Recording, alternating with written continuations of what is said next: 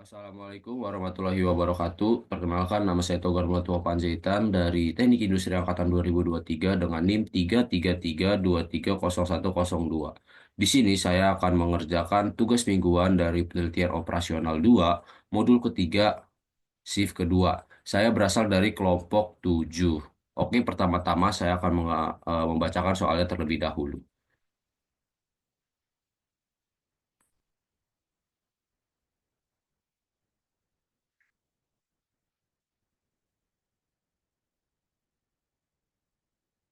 Oke. Shift 2, soal nomor pertama.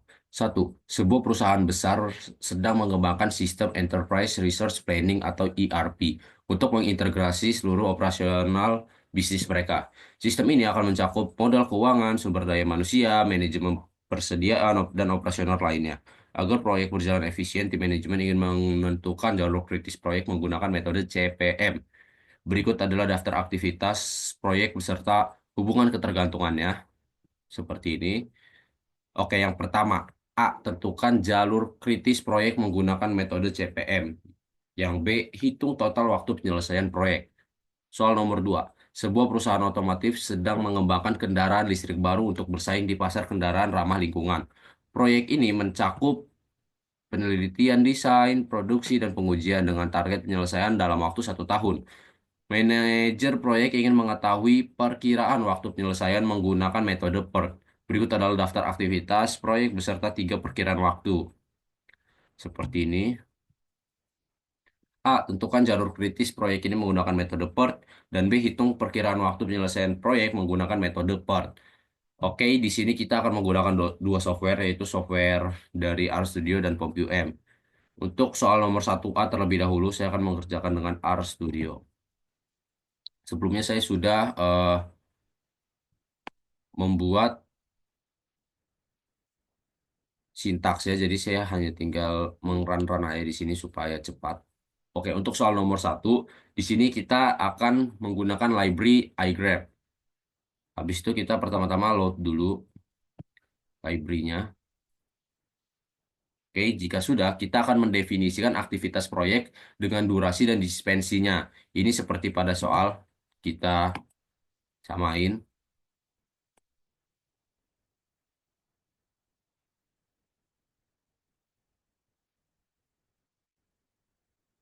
Tuh.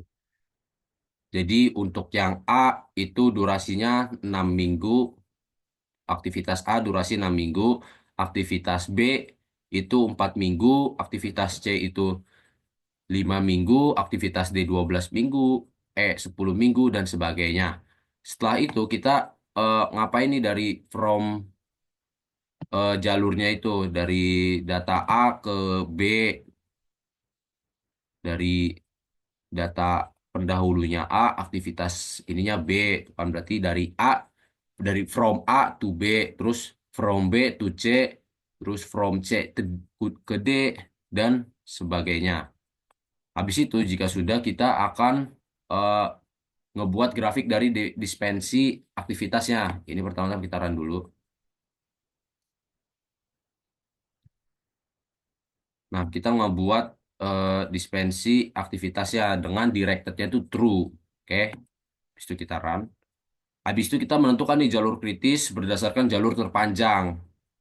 Karena kan di soal nomor A ini kan kita harus menentukan jalur kritisnya menggunakan metode CPM. Di situ kita run di sini. Nah, baru kita menghitung durasi untuk setiap jalurnya dengan sintaks seperti ini. Di situ kita akan menentukan jalur kritis, yaitu jalur terpanjangnya, jalur durasi terpanjangnya. Sini kita run. Nah, sudah. Baru deh kita menampilkan jalur grafik jalur kritisnya. Di mana di sini kita pakai warna merah dan light blue. Ini baru kita upload. Habis itu baru kita akan menampilkan hasilnya. Nah, jadi jalur kritis project ini dengan metode CPM itu jalur kritisnya itu dari A, B, C, D, E, G, H, I, J, K. Dengan total waktu penyelesaian kurang lebih itu sebanyak 60 minggu. Dengan eh, grafik seperti ini.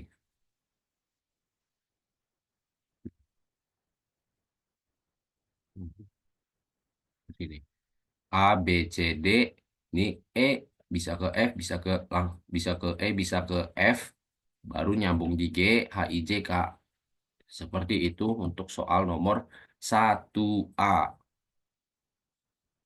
Nah, untuk soal 1B, kita akan menggunakan POM-QM. Jadi di POM-QM juga saya sudah buat. Jadi bisa kita langsung interpretasikan saja datanya. Pertama-tama kita masukkan dulu seperti yang pada soal nih. Aktivitas proyeknya kita masukkan ke POM-QM. Kita samakan tuh 6, 4, 5, 8 dan sebagainya. Activity time-nya A itu ada 6 minggu, B itu ada 4 minggu, C itu 5 minggu, dan sebagainya. Baru kita masukkan predesornya, karena ini kayak pendahulunya gitu. B pendahulunya A, terus C pendahulunya B, dan sebagainya. Terus kita masukin lagi yang predesor duanya, pendahulunya itu ada dua gitu tuh. Di sini kan di soal ini pendahulunya itu cuma ada di G doang nih. Di mana G itu pendahulunya ada E sama F di sini. Berarti pendahulu satunya ada E, pendahulu duanya ada F. Seperti itu. Nah, di POM-QM ini kita tuh makai project management. Habis itu kita pilih yang single time. Udah deh, seperti itu baru kita run, kita solve. Nah, jadi sama seperti yang ada di RStudio, kita akan menyelesaikan di soal nomor pertama ini sekitar kira-kira 60 minggu tuh. Sama ya, sama di POM-QM. Nih, jadi penyelesaian waktu untuk proyek ini itu memakan waktu sebesar 60 minggu. Habis itu kita akan melihat eh, chartnya atau gambar grafiknya. Nah, seperti ini. Jadi grafik di POM-QM ini kemungkinan akan sama di RStudio. Tuh, RStudio kan seperti ini, RStudio seperti ini, dan di POM-QM kan seperti ini. Nah, sama ya. Jadi D itu bisa dua cabang, bisa EF, habis itu nemu di G. Seperti itu untuk soal nomor pertama. Oke, kita lanjut ke soal nomor kedua. Soal nomor kedua juga sama, kita akan menentukan jalur kritis proyeknya, tapi ini menggunakan metode PERT. Habis itu kita hitung nih perkiraan waktunya dengan metode PERT. Jadi kita langsung ke RStudio, yang seperti saya sudah masukkan, jadi saya akan langsung mengeran-ran saja. Pertama-tama kita akan memasukkan data aktivitas proyek dengan estimasi waktu PERT, di mana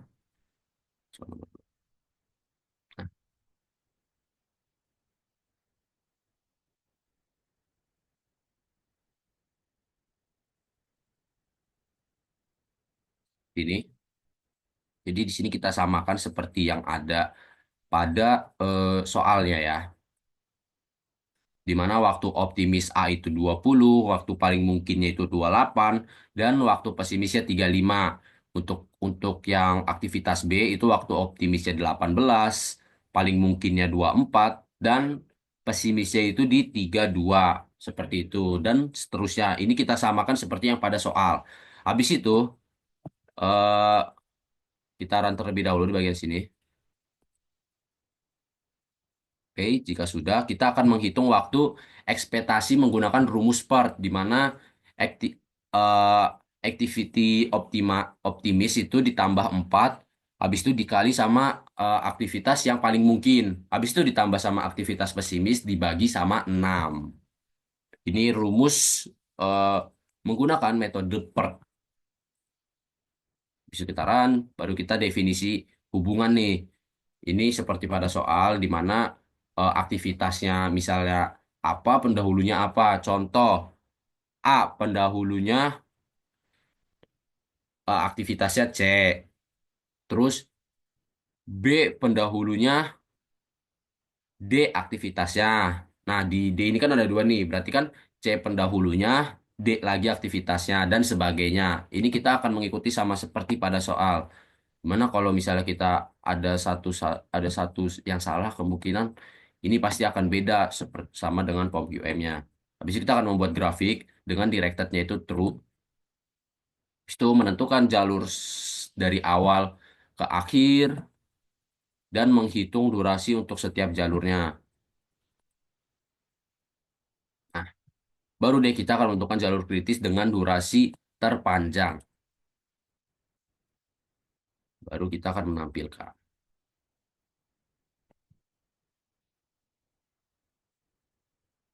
Baru deh kita akan menampilkan hasilnya. Sudah deh. Jadi jalur kritis proyek per metode ini itu ada A, C, D, F, H, I, J, K, L dengan grafik seperti ini. Dari A bisa ke C bisa ke E. Habis itu temu di D, F, B, G, H, I, J, K, L. Seperti ini grafiknya nih. Kita zoom dulu biar lebih jelas.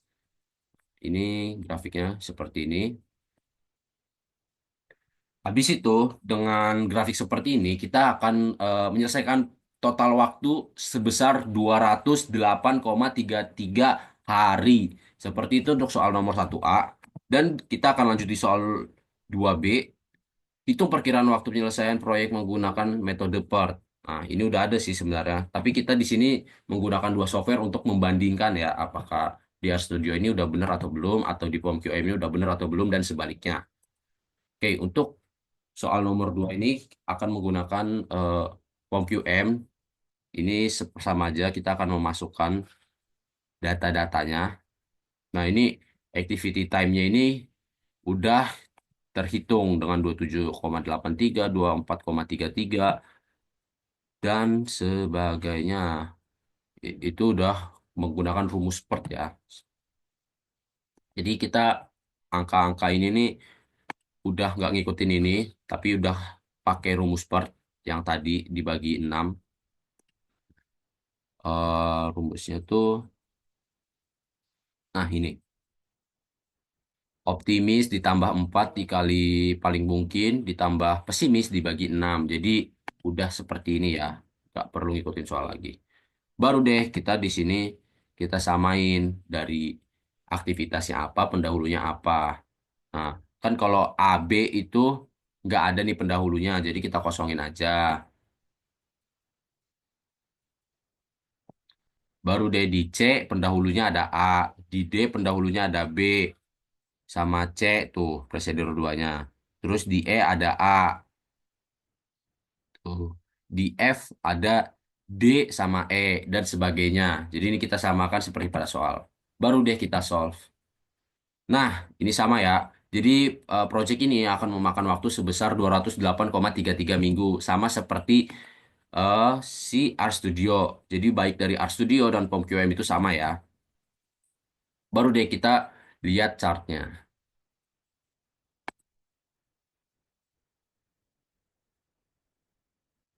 Nah, chartnya seperti ini.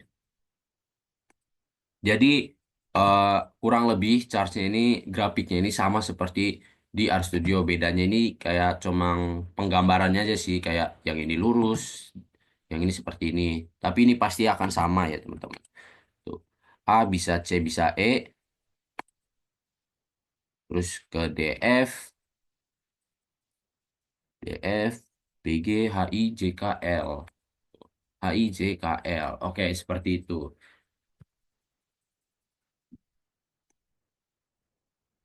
Oke, jadi seperti itu tutorial kali ini di tugas mingguan kali ini, baik menggunakan software RStudio maupun POM-QM dan kedua hasilnya sama. Jadi ya kemungkinan soal kali ini sudah saya kerjakan dengan baik dan benar. Mungkin seperti itu saja tugas mingguan kali ini. Saya Togar Mulatua Panjaitan pamit undur diri. Wassalamualaikum warahmatullahi wabarakatuh.